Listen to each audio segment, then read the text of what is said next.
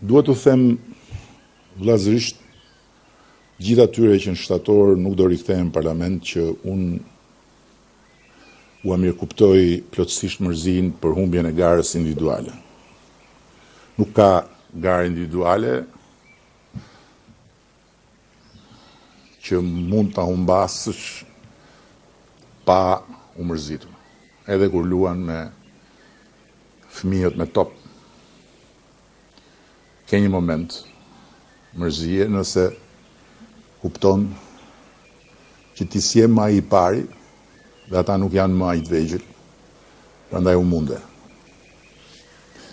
Por i siguroj se nëse do ta shohin humbjen e vendit punës në thonjza si një mundësi të re për një eksperiencë të re personale dhe profesionale në një vend tjetër pune, po në shërbim të të njëjtave qëllime të përbashkëta, si fitues